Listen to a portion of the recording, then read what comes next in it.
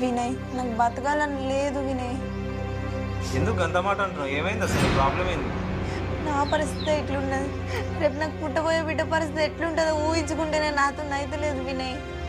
సరే, వాడిని ప్రేమించి మోసపోయినావు. నువ్వు చచ్చిపోవాలి కరెక్టే, కానీ నీ బిడ్డ ఏం పాపం చేసిందని ఆమెను చంపుదాం అనుకుంటున్నావు? ఆలోచించి ఒకసారి. కరెక్టేనా అది? నువ్వు చేసింది కరెక్టేనా? అట్లా కాదు వినయ్, వాడిని నమ్మి మోసపోయినందుకే నాకు ఈ పరిస్థితి వచ్చింది.